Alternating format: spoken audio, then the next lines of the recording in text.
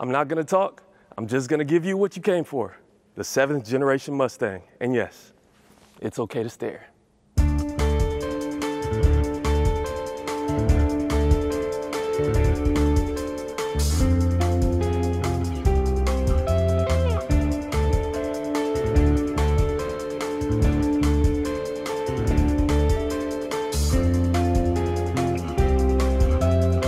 Okay, that's enough staring. And I do have to talk about this just a little bit, so first, let's talk looks. For this new year, the Mustang looks like a more chiseled version of the previous generation. It still retains its heritage design with a familiar front end and tri-bar headlights, and looks like it means business with a shortened rear overhang, sleek roofline, and wide stance. There's 2 engine options, no hybrid, and both have rear-wheel drive. There's no all-wheel drive option.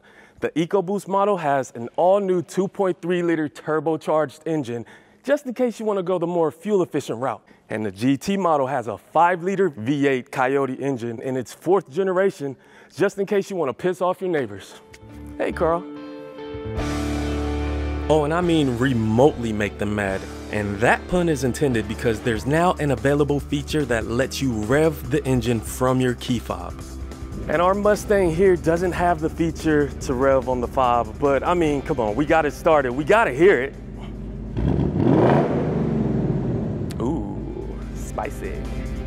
And while on the topic of engines, horsepower, torque, and fuel economy numbers, we don't know yet because Ford hasn't told us.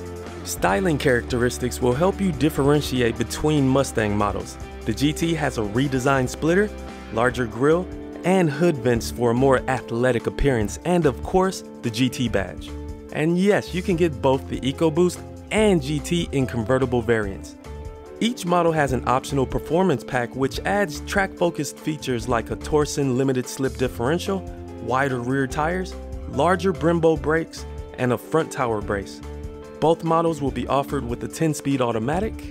But for those die-hard muscle car enthusiasts, the good news is there's an optional 6-speed manual transmission with standard rev matching. The bad news is it only comes on the GT model. Sorry, EcoBoost. Hashtag save the manuals halfway.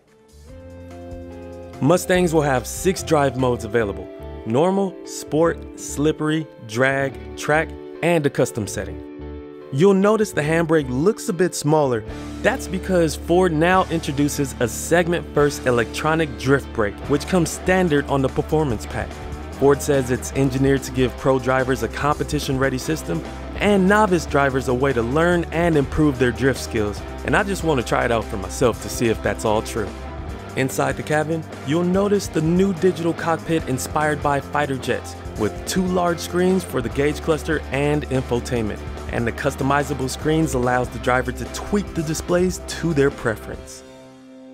Like anyone else, I'm a huge fan for a pair of big, huge screens. But to take away the physical buttons for the HVAC controls and the radio and integrate them into the screen, I'm not a huge fan of that. But Ford says millennials dig it, and maybe I'm getting old, and maybe Ford's telling me that, but I need my buttons. Materials throughout the cabin generally feel nice and well put together. There's storage for smaller items up front, and for larger items there's decent cargo space. The seats are comfortable, and may I add, they look great, and I'm really digging the flat bottom steering wheel. Oh yeah, and there's still back seats. There's no way I'm hopping in these back seats, so don't even ask. Nope. You'll be happy to know that the Mustang comes with Ford's Co-Pilot 360 driver assistance tech, which includes features like adaptive cruise control with stop and go, reverse brake assist, lane centering assist, and evasive steer assist. Pricing isn't available yet, but we do know the Mustang goes on sale in the summer of 2023. And if you want to check out a fair purchase price, go on kbb.com so you won't get trampled in your car buying experience. Check the link in the description. Ford is looking to make a statement with the 7th generation Mustang. There's a strong heritage behind it and a cult following aside it.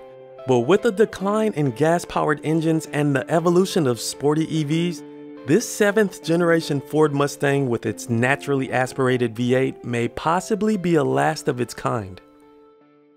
So if you're looking to go out with a bang, you might want to check out the Stang.